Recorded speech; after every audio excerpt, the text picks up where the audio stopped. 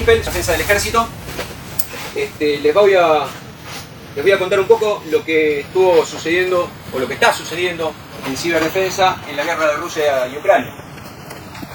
Vamos a ver una introducción, los conceptos teóricos, para que entiendan de qué hablamos cuando hablamos de ciberdefensa. Vamos a entrar directamente en lo que sucede en Rusia y Ucrania. Como introducción les dejo estas dos frases. Una es de un miembro del Instituto para la Gobernanza y Seguridad de la Secretaría de Defensa de los Estados Unidos.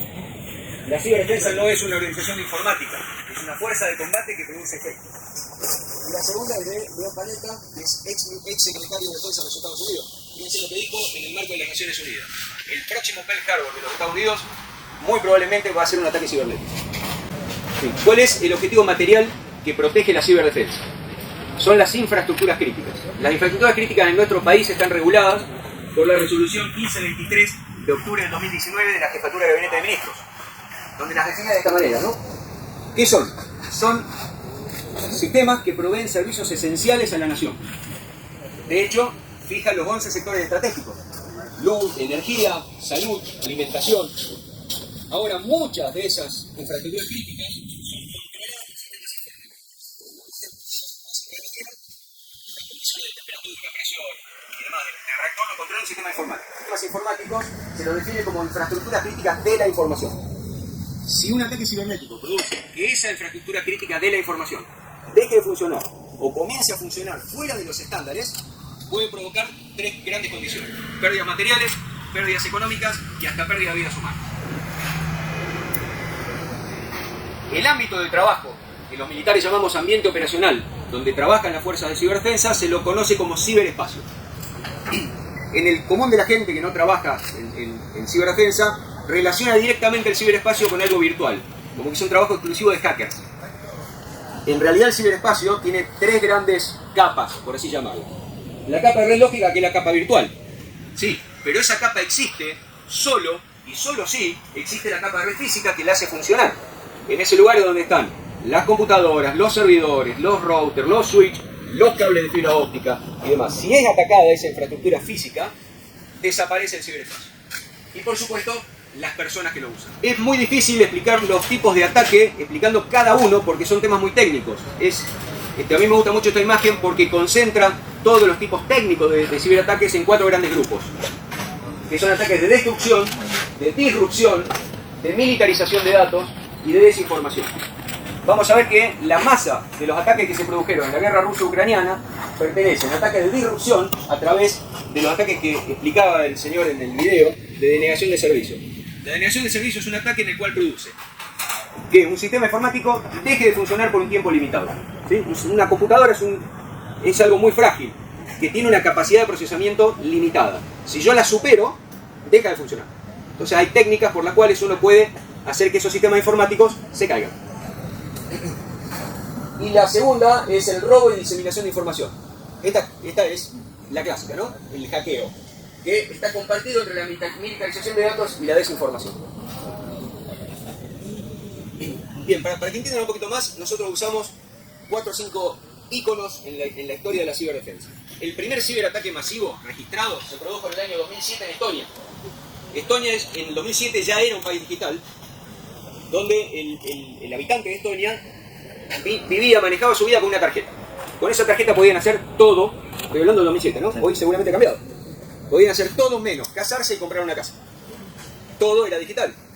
Hubo un movimiento, una revuelta social prosoviética por un tema inmobiliario, un monumento que quisieron reubicar, y de golpe Estonia sufrió un ciberataque de denegación de servicio durante 10 días. Durante 10 días el país frenó y produjo pérdidas materiales, pérdidas económicas y pérdidas de vidas humanas. Hay muchas personas que dependen de aparatología para poder vivir, que hoy está conectada a la red.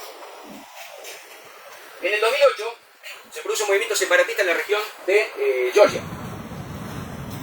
La Rusia decide invadir Georgia, ya pasamos a una operación convencional. Ahora, ¿dónde está la ciberdefensa acá? ¿Se acuerdan de la guerra del Golfo? Ya en 2011, por ahí, antes. Bueno, Estados Unidos, antes de la guerra del Golfo, antes de la operación Tormenta del Desierto, hizo una operación que se llamó Escudo del Desierto, donde estuvo durante meses empleando el poder aéreo, naval y demás para romper el comando y control de los iraquíes. Por eso después la operación duró 100 horas. Los rusos hicieron lo mismo, exactamente lo mismo, pero empleando un ataque cibernético. mucho más económico, mucho más sencillo de realizar.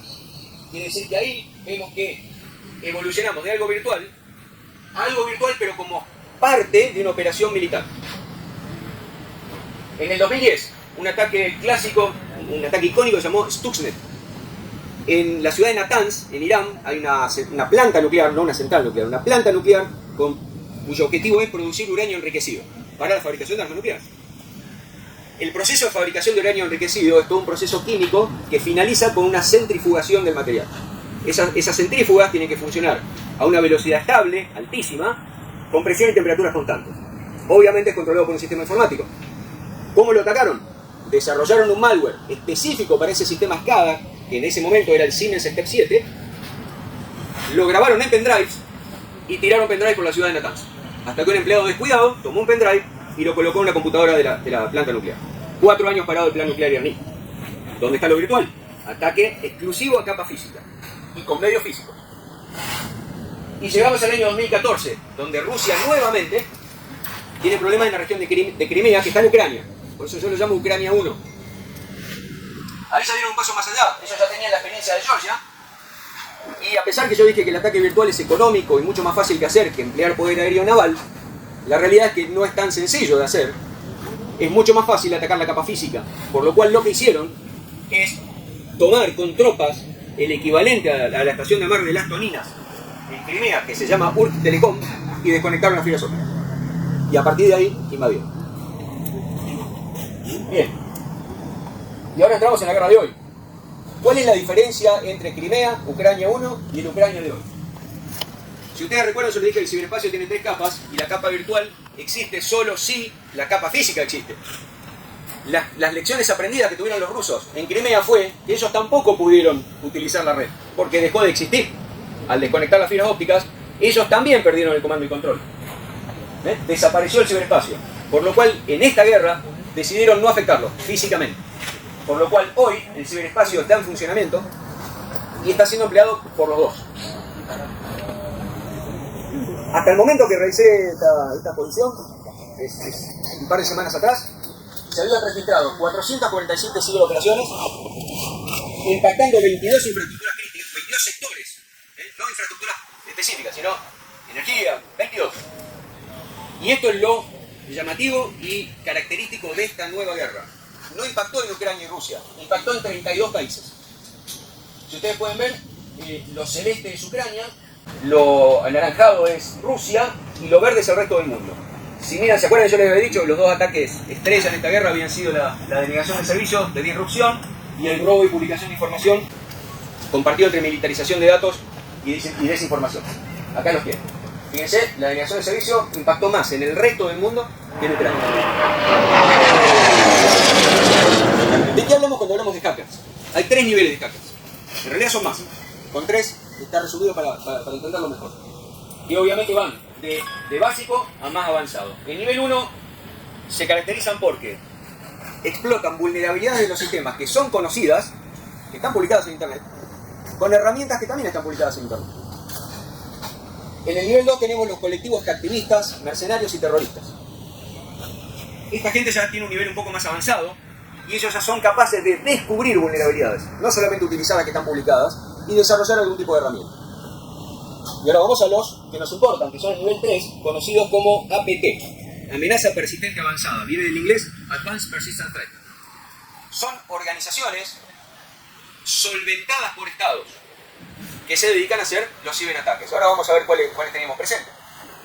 Pero si ustedes ven en esta gráfica, que está agrupada por tipo de incidente, van a ver que la masa de los ataques la realizaron entre el nivel 2 y el nivel 3, los colectivos y los nation state. Y nuevamente vemos que la masa son de disrupción. Pro-Ucrania, ¿a quiénes tenemos? Ucrania no tenía una fuerza de ciberdefensa desarrollada. Entonces el 26 de febrero, el ministro de Transformación Digital, Mikhailo Fedorov, hizo un llamamiento internacional para formar el ejército cibernético de Ucrania. Bien, acá en la tabla está como IT Army of Ukraine, que es responsable de una gran cantidad de ataques. Sí, están solventando una APT conocida como Burmo, pero fíjense que la masa de los ataques la realizó Anonymous. un colectivo activista que no es solventado por el Estado. Y si vamos a Rusia, ellos ya están solventando muchas más APT. De todas maneras, ellos tienen, Russian Federation son las Fuerzas Armadas rusas. Pero ellos tienen APTs importantes. Las más conocidas son Fancy Bear y Turda. Y además, también están apoyados por APT solventados por Bielorrusia y por China. Acá pueden ver lo que hablamos anteriormente. Acá están resaltados los países que fueron afectados. ¿Por qué fueron afectados países que no son de Rusia y Ucrania? Bueno, por posicionamientos geopolíticos, de posicionamientos económicos. Lo más afectados fueron las infraestructuras financieras. El gas en Europa, por ejemplo, fue afectado. Hubo un ataque físico sobre el gasoducto Nord Stream. Hace muy poquito. Y acá pueden ver las 5 principales infraestructuras atacadas. Administración Pública Nacional, el Estado fue más atacado. Finanzas, transporte, medios de comunicación social, empresas de comunicaciones y energía. Y nuevamente pueden ver, acá en azul están los ataques de disrupción y en anaranjado los robos y diseminación de información. Bien, los militares, cuando hablamos del teatro de operaciones, hablamos de una región geográfica donde está tierra, agua y aire y espacio, donde se pueden desarrollar operaciones militares. Hasta hace muy poquito era muy fácil marcarlo en un mapa. Hoy la ciberdefensa nos muestra que el teatro de operaciones ya es totalmente difuso. 32 países, inclusive Colombia, llegaron a América del Sur. Una característica también que se ve en Rusia y Ucrania es que no están dirigidos sobre operaciones tácticas, o sea, sobre el tanque, el cañón. No están afectando infraestructuras tácticas, sí están afectando las infraestructuras críticas nacionales, que son las que le producen daño al Estado. Nuevamente, la infraestructura crítica fue afectada. La masa de los ataques, colectivos activistas, no fuerzas armadas, colectivos activistas. Las fuerzas armadas se centran en la defensa y la protección de las redes, no en atacar. En el caso de la infiltración de datos, la masa fue anti-Rusia, en el caso de negación de servicio, contra Ucrania. Sí se está viendo ahora un ritmo mucho más elevado en robo y exfiltración de datos, comparado con los años anteriores, ¿no? Evidentemente las técnicas de ataque han mejorado muchísimo y es mucho más sencillo. Y esto les va a interesar a ustedes como periodistas. Amplio uso de campañas de desinformación a través de spam por mensajes de celular, con información falsa sobre cajeros automáticos. ¿Para qué deje de funcionar el sistema financiero? No necesito romper el sistema financiero, necesito que la gente deje de ir. Ataques sobre estaciones de televisión reemplazando noticias y reemplazando videos. Ahí se producen muchas fake news. Y comprometiendo cuentas de correo electrónico, lo cual les permite el acceso a las distintas redes, pero especialmente a personas de alto perfil. No sé si tienen alguna pregunta. No. ¿Han habido otros casos de ciberataques acá en el país? O el caso de migraciones, o Sí, claro. Claro, hace poco a ATN, al 13 y demás. Sí. ¿Cómo se actuó ante esos casos? ¿Se aplicó algo de todo esto? ¿Cómo Las Fuerzas Armadas, trabajamos en tiempo de paz, trabajamos en la protección de nuestras redes, del sistema de defensa nacional. Y vos me estás hablando de empresas privadas y de cosas que están bajo el ámbito de jefatura de gabinete de ministros, y si fueran ciberdelitos del Ministerio de Seguridad. No están en el ámbito de la ciberdefensa. ¿Y el ciberincidente de octubre basado en la red de datos del ENCO? Se está trabajando en eso. Se están recuperando los sistemas. En realidad se están recuperando. ¿De qué se trata? ¿Sabe? Se está trabajando. Todavía no tenemos el informe final. Determinar, a ver. ¿Se acuerdan del primer ciberataque que fue en Estonia? La capital de Estonia es Tallinn. Como el primer ciberataque fue ahí, y ahí se generó de ahí salió la ciberdefensa, hoy el centro de excelencia de ciberdefensa de la OTAN está en Tallinn. Y hay todavía no hay a nivel internacional marcos legales que regulen esto. Lo que hay son 2 manuales, que se mataron con la creatividad, Tallinn 1 y Tallinn 2, que regulan un poco esto. Ahora, la regla número 3 del manual Tallinn 1 dice que, resumiendo, no me la acuerdo de memoria ni loco, que si un ciberataque produce alguna de estas 3 cosas que les dije, pérdida material, económica o pérdida de vidas, se considera un acto de guerra por la OTAN y habilita una respuesta cinética. Es decir, a mí me hacen un ciberataque, yo determino quién fue, si soy de la OTAN, puedo responder con tanques. A partir de la publicación del Tallinn 1, determinar quién fue el que atacó es prácticamente imposible. Y la causa es esa. ¿Sí? Por eso el ataque de Estonia, el ataque de Stuxnet, yo no le dije quién fue, porque en realidad no se sabe. Se supone, se presupone quién puede haber sido, pero la realidad es que no hay, nosotros a eso le llamamos atribución. No hay atribución del ataque. Al ENCO todavía no tenemos atribución del ataque. Y no creo que lo tengamos.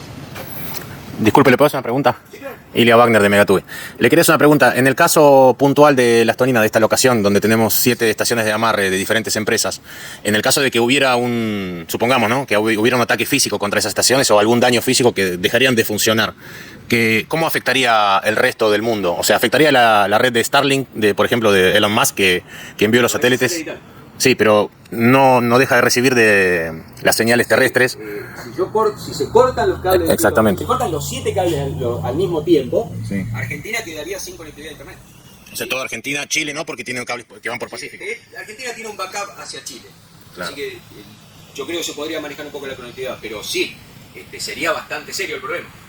Sí, sí. Por ese motivo fue que se seleccionó este sitio, digamos, para hacer el ensayo. Este sitio se seleccionó porque, ya lo va a explicar el general en su posición, está considerado infraestructura crítica ya, tiene importancia estratégica y a nosotros nos permite practicar nuestras actividades, ¿no es cierto? Sí. Muchas gracias. No, por favor. Aparte que, ya, como les expliqué, ya hay historia militar con esto. O sea, en Crimea se atacó una planta similar a esta de Crimea. ¿Puedo continuar con la pregunta? ¿Sí? Anteriormente nunca se ha visto acá en esta localidad un ejercicio como tal. Me parece que igual es un primer ejercicio de tal magnitud de ciberdefensa. Pero a pesar de eso, bueno, no se ha visto, digamos, un movimiento de militares a gran escala, digamos, como lo está haciendo ahora, que la verdad que es hermoso el evento. Pero bueno, la población local, digamos, tiene un montón de preguntas. Bueno, seguramente después de esta conferencia la vamos a despejar. Pero básicamente se podría decir que Las Toninas es el punto estratégico de Latinoamérica en cuanto a la conectividad. De Latinoamérica no, de la Argentina. De la Argentina. Cada país tiene su estación de anclaje. De hecho, corregime Julián si me equivoco. Corregime Julián si me equivoco. Prácticamente todos los países del mundo tienen una estación de anclaje, porque es una infraestructura tremendamente cara y difícil de hacer. O sea, no es que nosotros tenemos una porque está mal, es normal. Desde el punto de vista de la conectividad de internet, sí, Las Toninas es